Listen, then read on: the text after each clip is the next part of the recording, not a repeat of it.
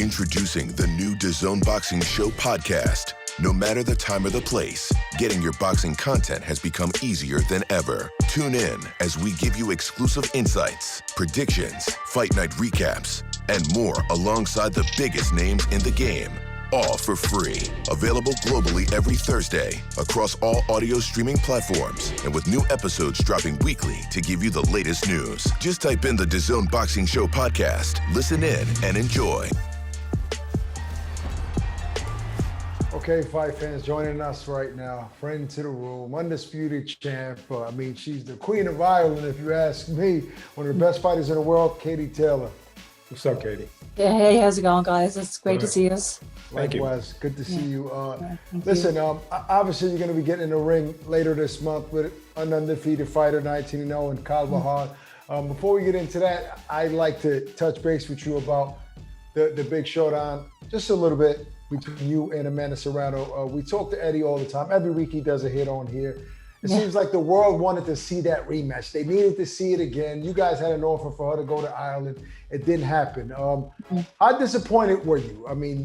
Because it was a close fight, super entertaining, to not be able to give another show like that to your fans in Ireland. Yeah, I guess I was very disappointed. I think it's still the biggest fight in female boxing right now. And you've seen how big the first fight was. Imagine how big the rematch could be. And especially possibly if it is in Croke Park, 80,000 people, the atmosphere will be unmatched. Wherever it may be, it still is the biggest fight in female boxing. So I was ready, obviously, to take the immediate rematch, and so hopefully it can't happen again soon. But yeah, it's still obviously the biggest fight right now. I can't imagine what it would be in Ireland, but I do have to say this, Katie. I've been to hundreds of fights, and I've been doing this for a while. That fight between you and Amanda was the most amazing boxing event I've ever attended in my life. Yeah. The energy of Absolutely. Irish people. Your walkout was, I got goosebumps from it. Yeah. Just the way you stood with your attire, the way the people were there for you. It was very heartfelt. It was pretty amazing. I wanted to let you know I've never been in anything like that in my life. Yeah, no, thanks a lot. It was obviously an amazing event, and obviously we keep talking about it being a history-making fight at Madison Square Garden, the most iconic arena. But between the Irish fans, the Puerto Rican fans, they really made it very, very special. And it was obviously it's a fight of the year contender, so it is. It was an amazing event. Every part of that event was amazing. Literally, you guys exceeded our expectations with the fight itself, and that's all you had to do was fight in that ring. Yeah. But I can tell you, I want to know the level of toughness that fight was for you, because you had a tough fight with Pursuit in the first fight. Was she your toughest fight now, Amanda Serrano? It's hard to say who the toughest fight is, but we're obviously two of the best female fighters in the world, so it's going to be a tough fight. It's going to be a fight where you're going to have to show a lot of heart, where you're going to be in the trenches, where you're going to have to dig deep at some stage in the fight, and that's why you train so hard. I guess you're in the gym every single day preparing for that kind of fight. So I think both of us were ready and willing to die in the ring that night to actually get the victory, and it's just a great night for the whole sport itself. Well, which fight did you have to dig deeper for? Was it against Amanda or Pursuit? I don't know. It's both were both very, very tough fights. Both fights where I did have to dig deep, and I can't say which one I had to dig deeper in, but that's what happens when we are fighting against the best in the world. Absolutely. So yeah. Katie, we've had Jessica McCaskill here, whom on the show several times, whom you've already beaten. But it seems like she's on a chase to fight Katie again. She's gone on, in a lot of interviews saying that you're ducking her, you don't want any smoke with her now. You've already beaten her, but does fighters, when they speak like that, Katie, does anybody ever get under your skin? Do you ever get upset? Because it's hard to see emotion on you. Nothing upsets you. But does Jessica sometimes upset you? I wouldn't give her that much credit, to be honest. I don't think she could ever upset me really with her words. I think my whole career in itself, or my whole resume says I don't duck any fighters. Yeah. I'm ready and willing to fight whoever it is. All right, so McCaskill is undisputed at 147, so she wouldn't have anything to offer you in terms of, hardware at 140. But would you ever consider going up to 140 to fight her if she comes down? Absolutely, I have no problem fighting anybody. I think my whole career, my whole resume speaks for itself. Really, I don't think anybody could ever say that I'm ever ducking anybody. I've been in with the best, I've fought the best, and I'm ready and willing to fight whoever it is. So I'm happy to fight whoever. You know what? The best thing a fighter could have is a rival.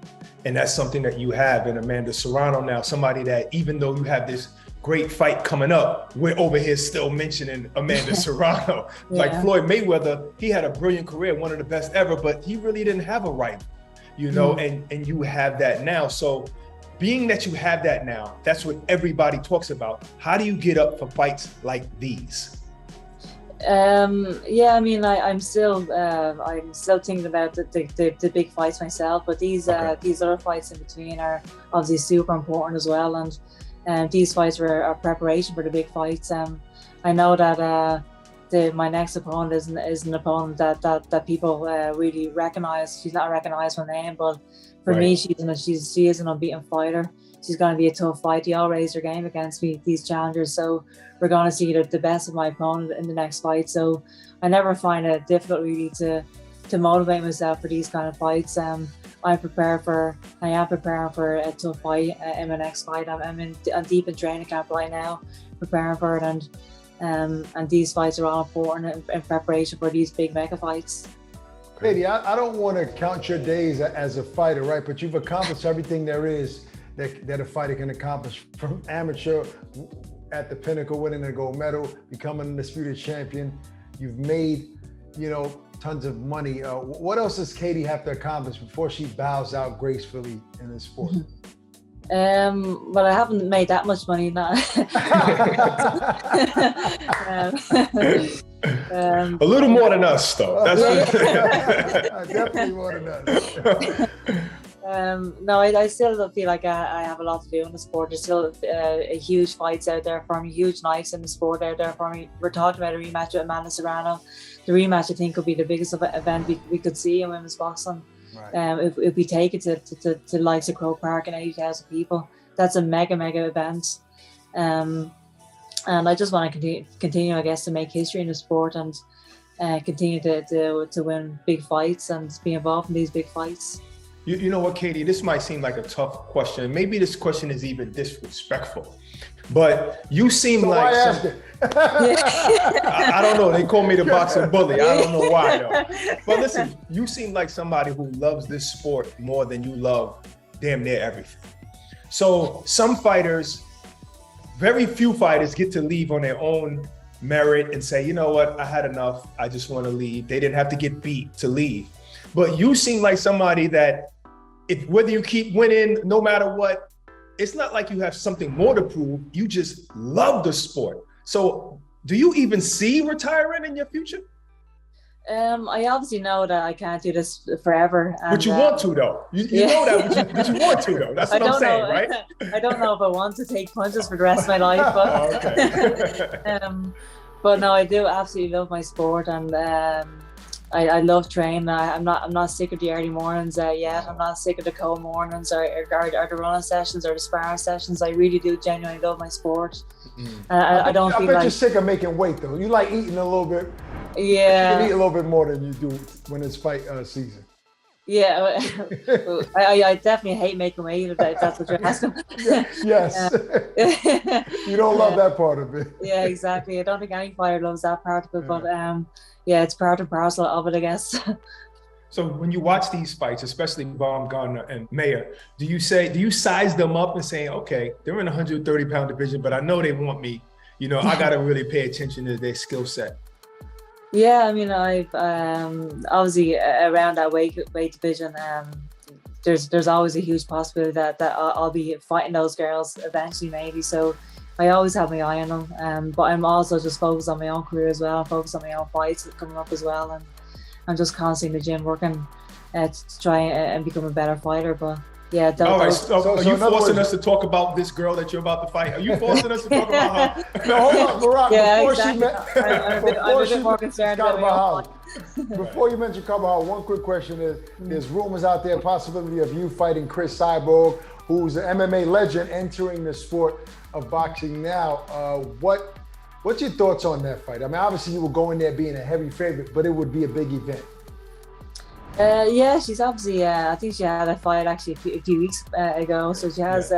She's getting a bit of boxing experience under her belt, I guess, and she is an MMA legend. She's a lot bigger and heavier than me as well, so that makes for, I think, an interesting fight. So I'd be obviously willing to step into the ring with her if that's a fight that people are actually interested in. So yeah, that could be a possibility. Yeah, we know that's easy work though. I like her a lot, but come on. Like there's no kind of preparation you can do for Katie Taylor, stop it. No, I mean that's why she said Michaela and Baumgartner, anybody between 130 and 140, nobody's safe. Katie wants all the smoke if you call her out. All right, so Barack, you want to talk about Carvajal? Go ahead. I damn sure do. I want to talk about this upcoming fight. I want to know, when you look at her as a fighter, what is your assessment of her? I don't really know too much about her, to be honest. There's not a lot of clips about her, with her neither, but I do know that she's obviously 19-0. She is an unbeaten fighter, and every time I fought my mandatories, they've all rose their game against you. We're going to see the best of these girls, so I never take these fights lightly. I know that she looks quite long and lanky and a bit awkward, so those girls kind of will make it for an awkward fight sometimes. I am prepared for a tough fight, and we'll see what we get, I guess, on fight night. Okay. Well, it doesn't matter who you fight, Katie. We won't miss around, so we'll be tuned in. Good luck, and we'll talk to you soon. Thanks for taking the time. Talk to you soon, guys. Thank you so much.